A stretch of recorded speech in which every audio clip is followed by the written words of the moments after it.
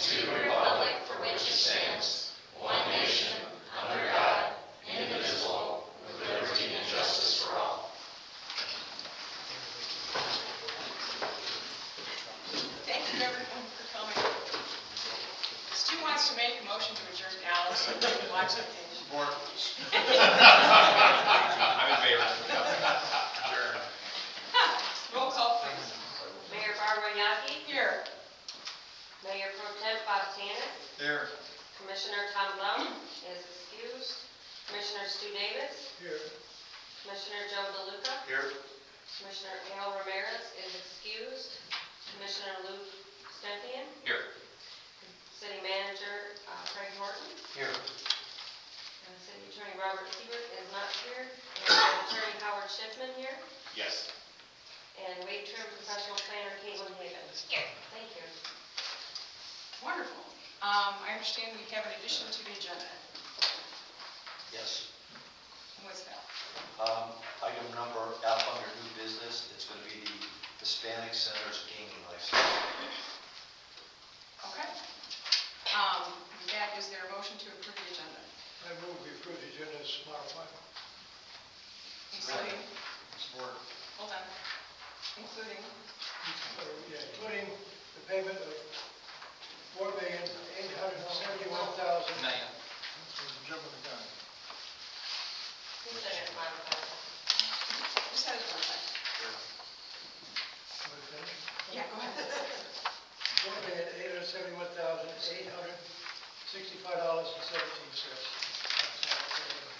Okay, so your motion, is there a second? So that was just for the agenda though. Yeah, that was just for the I'm sorry, I apologize. Agenda is modified with one addition, and Luke, you seconded? I will second.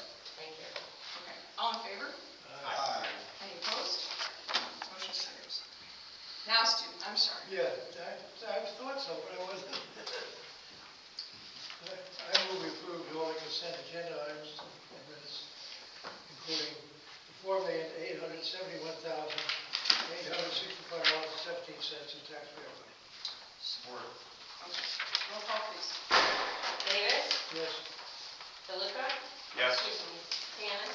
Yes. DeLuca? Yes. Thank you. Stempien? Yes. Yeah. Yes. Sorry, everybody's, it's all in the issue here. What a start to the agenda. Okay. Take care of it. Okay, motion carries. So, citizens from the floor, if anyone would like to speak, we do have a 3-minute timer. Hold on. Give me 1 second. We would ask that you address any comments to me. If you haven't quite finished your thought, that's fine. I will let you have a few extra seconds to do that, but we are going to attempt to keep that on time. One other thing is that any citizens from the floor comments, those are comments. We are here to listen to what you have to say. It's not a dialogue. It's not for us to answer questions. It's for us to listen to what you have to say. So, thank you.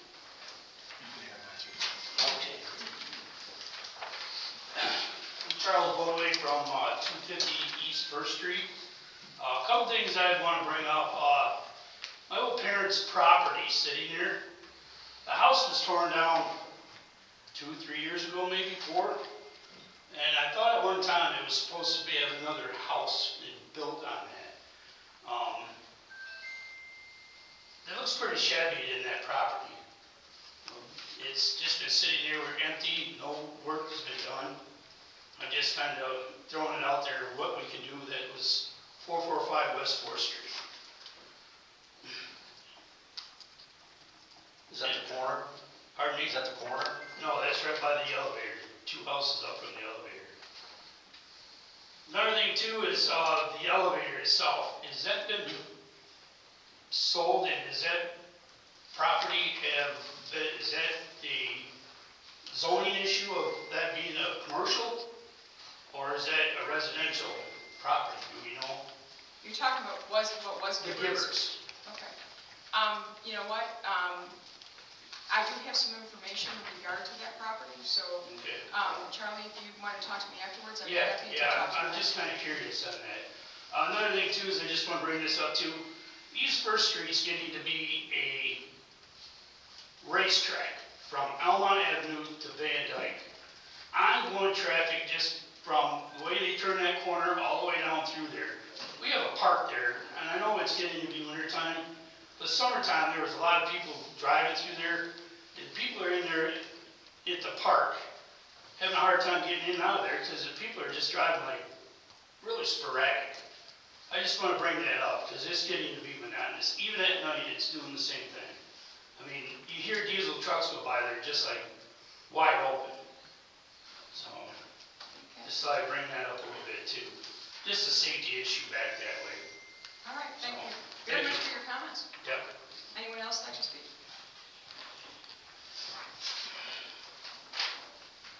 Okay. Seeing no one else at this point, I do not believe we have a guest speaker. And we do not have a department head. Okay, so on to unfinished business. 9A, small I, the old DPW building. There's actually no update right now. As was reported last time, DTE put the pole in the wrong place.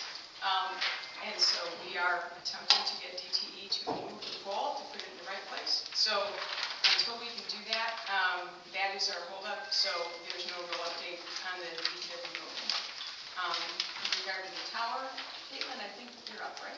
No, that's not Oh, that's you. In your packet, you have a letter from, on page 31, you have a letter from the law firm of Seaver Gillespie. They've been working with American Tower to rewrite the contract for the lease of the tower on city property. And what the attorneys are recommending is that we approve the proposed contract, which will include an upfront payment of $55,000 and then an increase in the annual rent from $13,200 to $48,000, and some other additional items that we asked to have added to that contract. So basically, it's nothing new. It's the contract we've had with these additions. So I think we sent you the contract a week or two ahead of time, so you can take a look at it. So Are there any questions for Craig in regard to that contract? No motion's required. No, actually, we do need a motion. a motion to approve and authorize the mayor to sign. I move to approve the contract with the tower as written.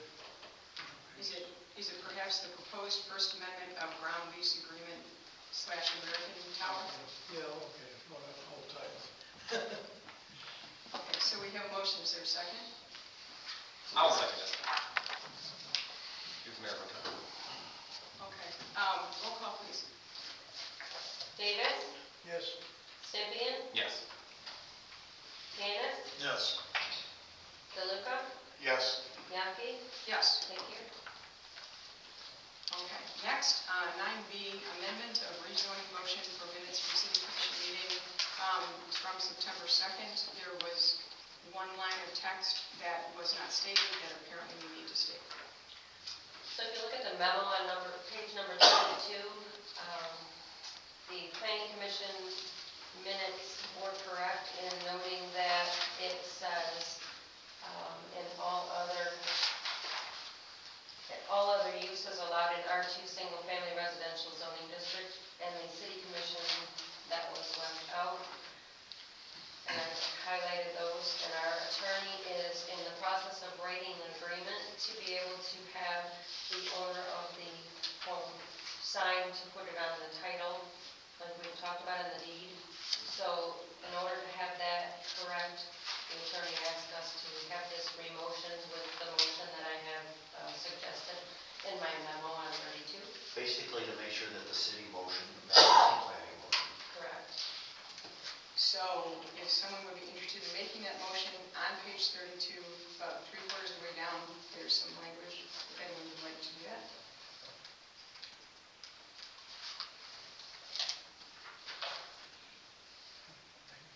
What language do you want to use in this particular? Start here where it says I motion. can't agree with these classes. I did one eye, I gotta get red dress for the other.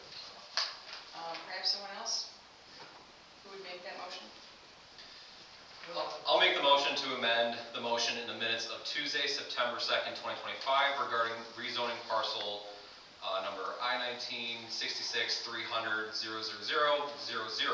for 240 North Main Street as follows: to approve the requested conditional rezoning of 240 North Main Street, which is property number L-19-66-300-000 from R2 single family residential to RM1 multifamily housing because the applicant meets all the standards in section 6.44 with the following conditions: that the applicant voluntarily limits uses allowed on the subject property to a bed and breakfast establishment and other uses also allowed in the R2 single family residential zoning district, and that the applicant voluntarily agrees to the condition of rezoning to be reported to the Lapeer County Register of Deeds. Is there a second? Second. We probably need a roll call on that, everything. Sempian, Yes. Candace, Yes. Davis, Yes. DeLuca, Yes. Yaki. Yes. Thank you. Okay. And now we have 9C, under unfinished business, resolution 2025-15, resolution of intent to establish the boundaries of the city of Imlay City Neighborhood Improvement Authority District. Hello. This that acronym may be familiar to many of you. It's the Neighborhood Improvement Authority. So we talked about this some time ago, earlier spring. So what this district is it's a TIF district, so tax direct financing district.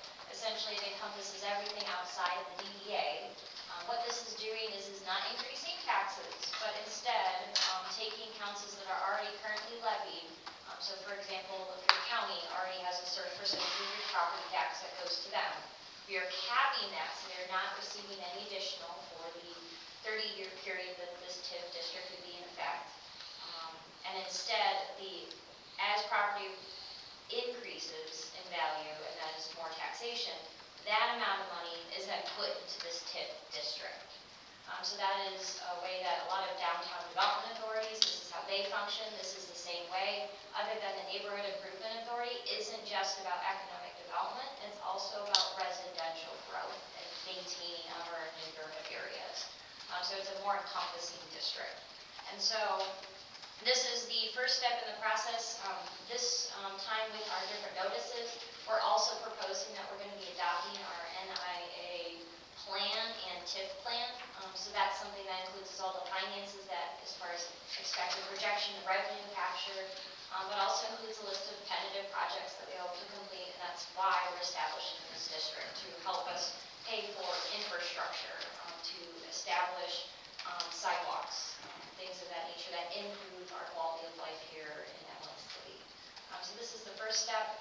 We are proposing that we have our public hearing taking place later in November, in which that we would be able to have, again, the notice period, and that the draft plans will be located on the city website, so everyone can look at it, provide comment, and then we'll see if there's any additional modifications we have to do. This project has been a joint effort between Emlyn City, but also the Lapeer Development Corporation. This has been helping a lot behind the scenes and establishing this district. So on page 38 through 40, there's the information in regards to that. Does anyone have any questions for me?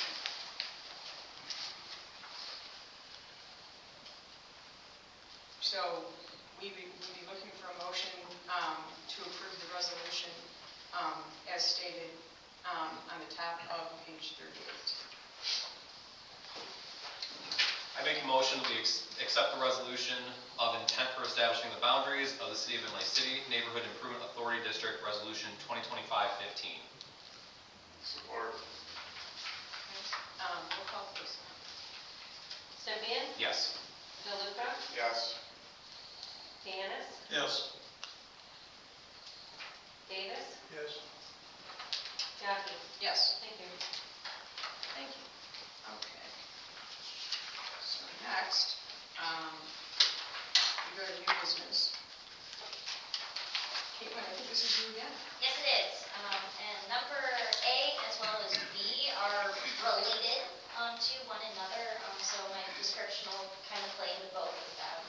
But essentially, based on public interest regarding short-term rentals, this is something the planning commission has been working on for the last couple months. Essentially, what we're doing is we're allowing to establish the regulation of short-term rentals, to make it a little bit more clear what our regulatory process is. From a zoning ordinance standpoint, what we're doing is very clearly identifying where we're allowing this to be, so it's in our residential zoning districts. We are allowing it, looking at that in comparison to bed and breakfast establishments, which are very similar, other than most short-term rentals, the property owner does not live on site. And so we reviewed both requirements, tried to make sure they were more consistent with one another. But otherwise, it's a pretty minor amendment, making sure we have those two together, and how we regulate that. As far as number B, that is the policing regulatory power for it. So what we're doing is essentially requiring that there are no more than 4 registered short-term rentals in the city. This is requiring essentially where they have to do that separate licensing procedure. We have requirements in there that are similar to our other rental requirements. One of the requirements we specifically put in the short-term rentals is that they can be a non-conformity in those areas. So if we're talking about a single-family home that's very, very small, and they can't provide parking on site, and it's not appropriate for a short-term rental. So the intention is to make sure these are properties with ample parking, as opposed to everywhere all throughout our neighborhood areas. So those would be very limited. We can adjust that number if there's more interest in short-term rentals, and we see that being needed. That's something that we can simply change. One of the other documents that's provided that isn't part of a zoning ordinance is the neighborhood guidelines.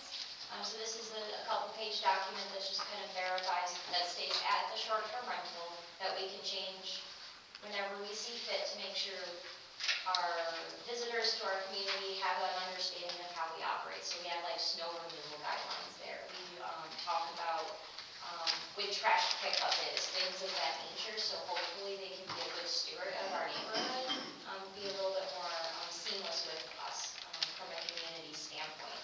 And because it's referenced in the ordinance but isn't in the ordinance, we can adjust this as needed. As our DDA director comes online, some communities specifically put more punch lines in, put their event schedule in there, and it's required to stay at that temporary short-term rental. So that's a very high level of essentially what we're proposing to do, and I'm here to answer any questions. Why can't we use the same as a motel?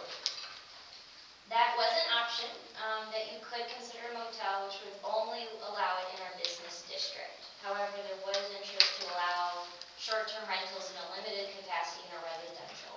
Most short-term rentals like to have a unique experience for guests, in which our historical district would be prime or provide an option that a hotel doesn't. So having a full kitchen, having a larger venue, having multiple bedrooms, they prefer to rent out a home as opposed to even a suite or something that's more available in the pier. Thanks. I think that you said 4, the actual number is 5. Oh, I apologize. Thank you. I was looking, I said, I could have sworn that the planning commission we did 5, so I just, okay, good. Nope, you're correct. Okay, any other questions? So, we would be looking for the motion, because you gave a motion on both ones, is that correct? Correct, and it's, we're looking for a first reading. So this is the introduction of the draft to kind of evaluate if there's any components. At a following meeting, then you would have a second reading, in which then you would be able to adopt it. So this is just, I think the motion is to accept the first reading and then it'll be at your next meeting for second reading and adoption. Okay. Any other questions? And would anyone like to make a motion?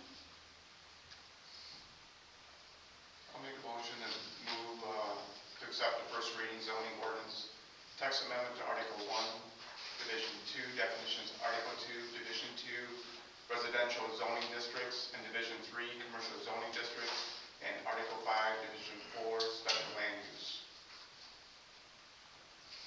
Is there a second? Support.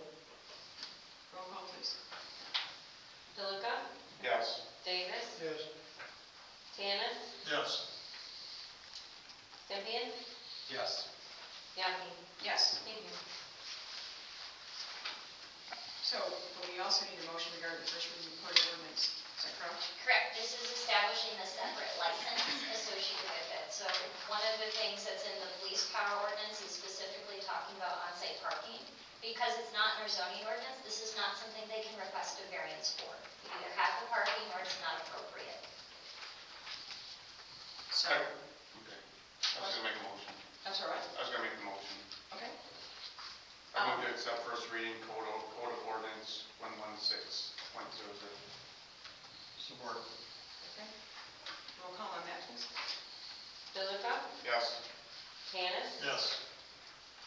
Sempian, Yes. Yes. Davis, Yaki, Yes. thank you. Next, we have the wastewater treatment plant proposal for professional engineering services. As you're aware, we've been talking about doing an analysis of the wastewater treatment plant in the hopes that we can upgrade that 35-year-old system. We have these two gentlemen from F&B here to go over their proposal and answer any of your questions. Great. Whoever wants to speak. I'll go first, just to introduce myself. Chris Hennessy, I've been here before council previously, a couple occasions. We actually first started working on this about a year ago. We were headed in a different direction, and then there were some funding changes through rural development at the federal level.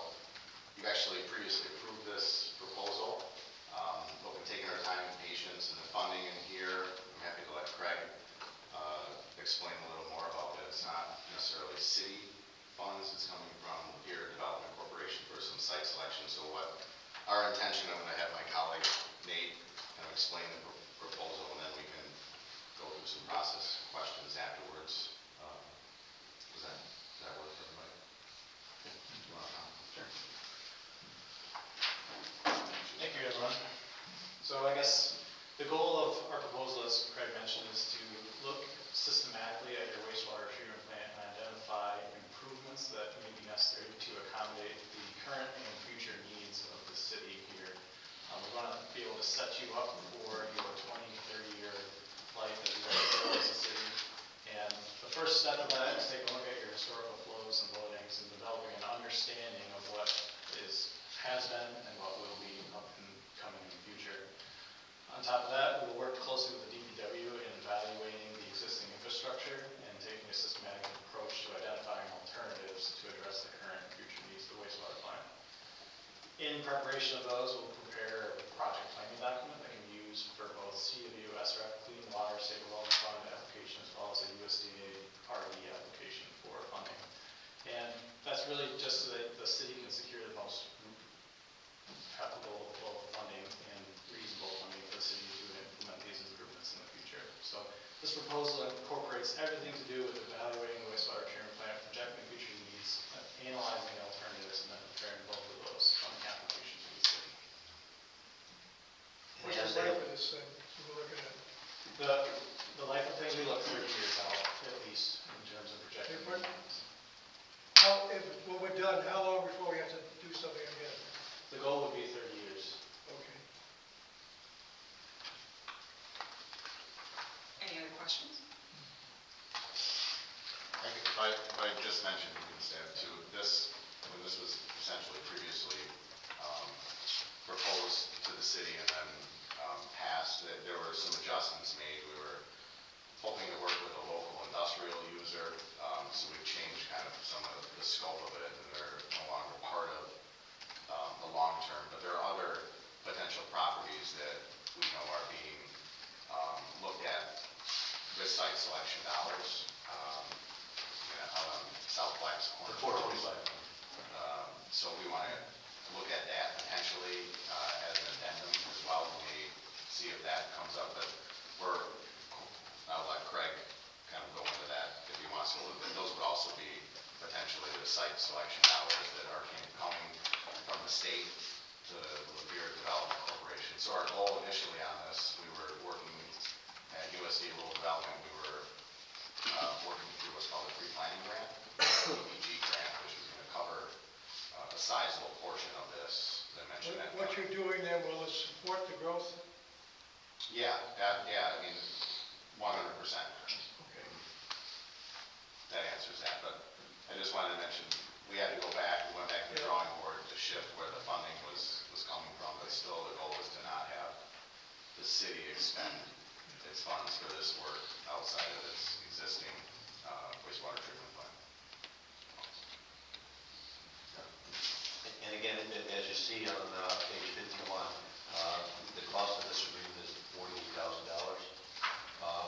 We have received a grant from the LDC, as they alluded to, that will help us cover that entire grant, that entire cost, I'm sorry. Oh, okay.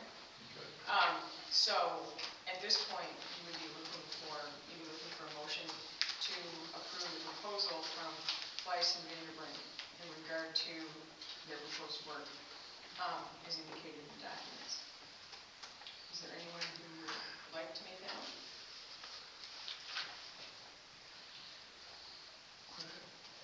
I make the motion that we enter into the professional service agreement with Fleiss and Vandenbrink regarding the wastewater treatment plant as directed in these documents. Or, Roll call, please. Simeon, Yes. Candace, Yes. DeLuca, yes. Davis, Yes. Bianchi, Yes. thank you. All right.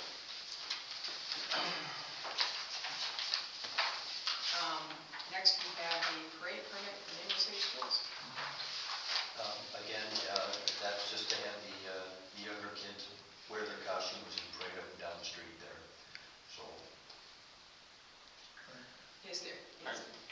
I think we can just do that by voice. Is everyone in favor of the parade permit? Yes. Any opposed? Okay, motion carries. Next, we have merchant trick or treat. and that's from the chamber.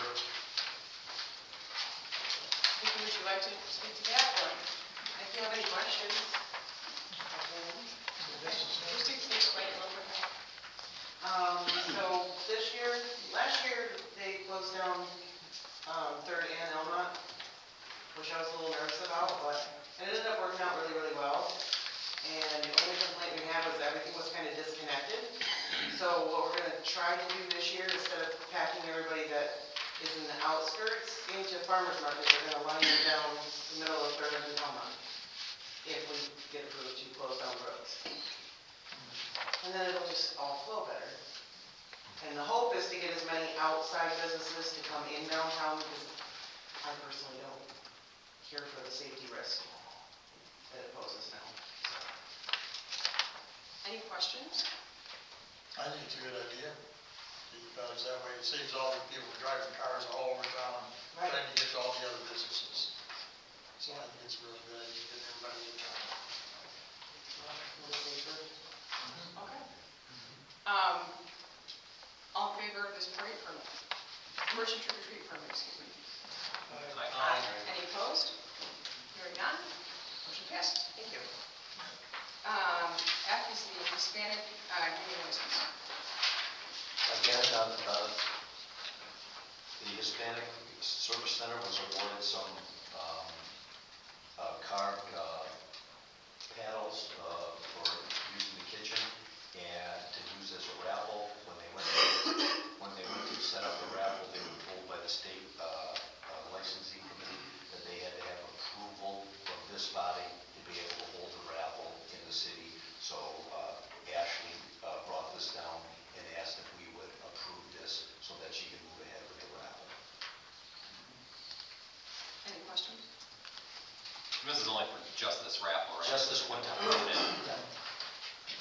Because it says to go to the state, why don't we do this with a motion? It's a resolution, so we'll need a roll call. I'm sorry, what? It's a resolution, so we will need a roll call.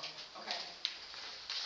Make a motion, we approve the Hispanic Service Center charitable gaming license, resolution 2515. Is there a second? Or, Okay. Roll call, please. Candace, yes. Davis, Yes. DeLuca, Yes. Stempien, Yes. Bianchi, Yes. thank you. Thank you. Next, we have the second citizens from the floor. So if anyone would like to come up and speak? Seeing none, I guess we'll move on. Okay. At this point, we do need to go into a closed session. We need a motion to go into closed session. I move that we go into closed session. And we need to state the reason. For the purposes of meeting with our counsel, attorney-client's privilege. For the purpose of meeting with our counsel in regards to attorney-client privilege At 7:30. at 7:30 Thank you. p.m. on October 7th. I'll support it.